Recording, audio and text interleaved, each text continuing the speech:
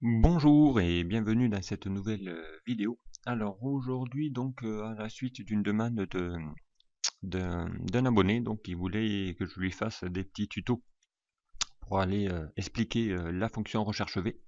Donc bon, j'en ai fait déjà pas mal, hein, je l'ai déjà utilisé dans pas mal de mes tableaux de bord notamment. Donc ici j'en ai fait, je vais vous en faire un, donc je vais faire une petite recherche V assez simple. Mais je vais ici vous montrer comment ici bien utiliser cette fonction recherche V. Donc en vous expliquant un petit peu voilà, son petit secret, ou ses petits secrets, puisqu'on a vu déjà, hein, je vous avais déjà montré il y a déjà pas mal de temps, hein, je sais plus où je l'avais mis, je crois, voilà, recherche V. Hein. Donc ici, hein, je vous avais déjà montré il y a quelques temps ici qu'on pouvait utiliser une recherche V combinée avec la fonction somme, et ici vous permettre ici de pouvoir donc en même temps faire la somme de, par exemple ici du trimestre, hein, la somme de 3 mois par exemple, en lui indiquant ici les colonnes que l'on veut sommer, et en faisant une recherche à partir d'un critère. Donc ici, hein, c'était en fonction voilà, de Paul, hein, je veux savoir Paul, qu'est-ce qu'il a fait sur le premier trimestre. Donc ici, hein, si je fais la somme de ces trois-là, je retrouve les 20 840 que je retrouve ici, donc en faisant ici une somme de ma recherche V, voilà, avec une autre méthode où on avait utilisé ici de la fonction SOMPROD. J'avais également montré ici qu'avec une recherche V un peu plus complexe, et on était capable ici d'aller faire une recherche V en fonction de trois matrices différentes. Voilà, donc on peut combiner les matrices dans une recherche V, donc en les combinant avec des si.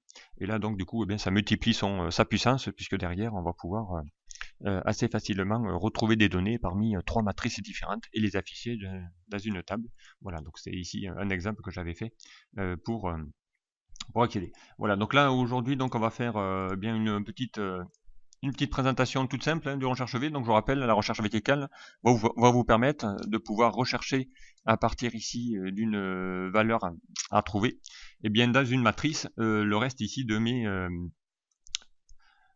données dans un enregistrement. Et exemple ici, je vais faire la fonction simple, hein, je vais ici rechercher le nom d'un client à partir ici de son numéro de matricule. Donc ici, hein, si voilà, je vais aller chercher le 14, dans le 14 c'est Van Gogh Vincent, voilà. Donc je vais y afficher ici son nom, et quel que soit ici le numéro que je vais taper, eh bien ça va aller le chercher dans ma matrice. Donc vertical, pourquoi? Parce que eh bien toutes mes données sont en colonne, donc sachant qu'il existe aussi la recherche H, où là, si je dois faire des recherches à l'horizontale, j'utiliserai la recherche H. Donc ici, hein, comment elle fonctionne? Donc on va taper égal, on va aller la chercher, voilà, recherche V. Donc ici, il va vous demander ici voilà, je vais la déplacer, voilà. Ici, il va vous demander la valeur recherchée. Donc, eh bien, la valeur cherchée ici, c'est mon numéro de matricule, voilà. Je vais ensuite, il va vous demander donc dans le deuxième argument, quelle est ici la table de matrice. Donc, eh bien, ma matrice, c'est tout ça. Donc ici, on va aller la sélectionner, voilà. Bon, c'est une petite table, hein, il n'y a que 37 lignes, voilà. Donc ensuite, il va vous demander ici donc la matrice, eh bien, on va l'afficher, hein, donc on va faire F4. Voilà, puisqu'il ne faut pas qu'elle bouge. Ensuite, il va vous demander ici quel est le numéro d'index colonne. Donc ici, il va vous demander, c'est le troisième argument, le champ que je veux faire afficher, c'est mon nom. Et bien, par rapport à ma matrice, mon nom se trouve sur quelle colonne? Donc un numéro d'index. Donc ici, ma première colonne, c'est ma matrice, et mon nom, c'est ma deuxième. Donc ici, je vais taper 2, puisque je veux qu'il affiche le nom qui correspond à ma deuxième colonne. Voilà. Et dernier argument, donc on a la possibilité de soit faire une valeur approximative, ou soit une fausse, une valeur correspondante exacte. Donc nous, ce qu'on veut, c'est vraiment chercher la vraie valeur. Donc ici, on va lui dire faux. Voilà. Et on va fermer ici notre parenthèse, et quand je vais valider, voilà, ici, il va bien y afficher. Sélectionner ici dans ma matrice le numéro 14 qui correspond à Van Gogh. Voilà. Dès que je vais mettre ici, par exemple, eh bien, le 9, hein, donc il va me mettre le 9, hein, si je regarde bien. C'est bien ici, hein, Ishikawa, voilà, donc je vais faire le 22, ou le 22, pardon.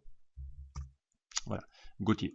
Ok, donc voilà, donc ici, hein, ça va vous permettre de pouvoir aller chercher ici les infos correspondantes. Donc ici, évidemment, j'aurais fait la même chose, mais en mettant ici le numéro de la colonne concernant le prénom. Donc là, j'aurais mis le troisième, le quatrième, et ainsi de suite.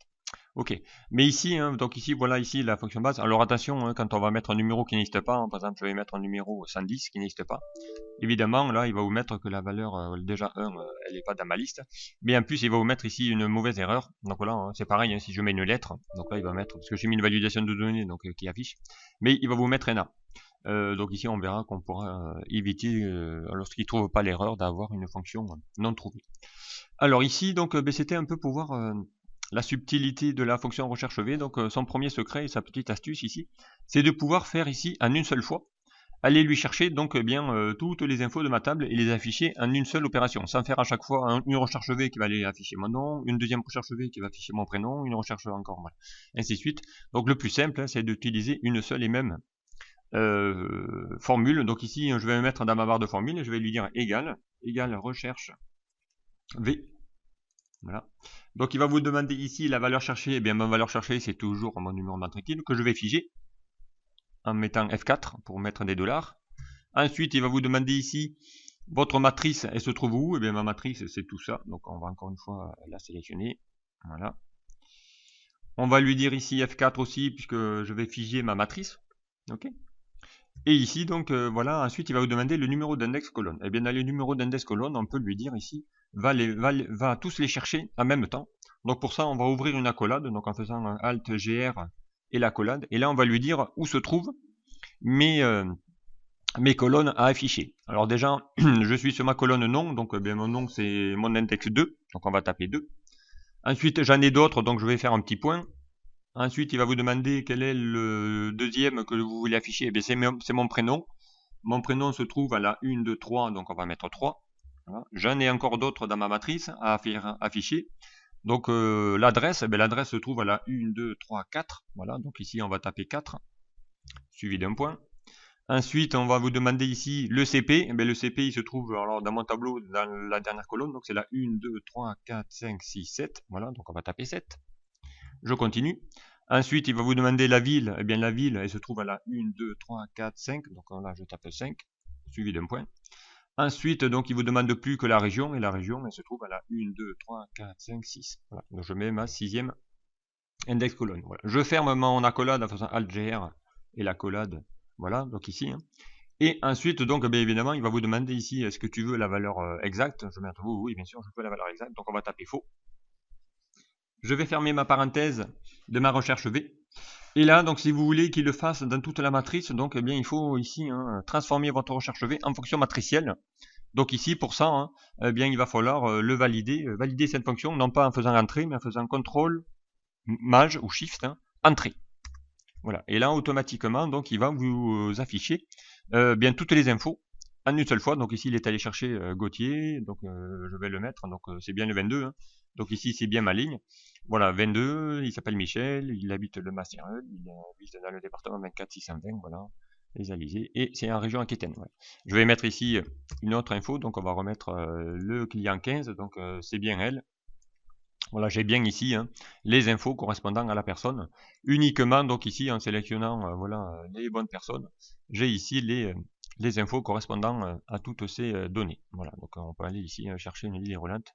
Voilà, donc ça vous permet ici en une seule étape de pouvoir faire une petite recherche assez simple. Voilà ici donc bien une petite présentation de ce que peut faire une recherche V. Donc je vous rappelle, c'est vraiment une fonction très intéressante qu'on va utiliser souvent dans les tableaux de bord ou pour faire des recherches de données dans une matrice. Voilà, donc j'espère que ce tuto vous aura plu. À très vite sur un prochain.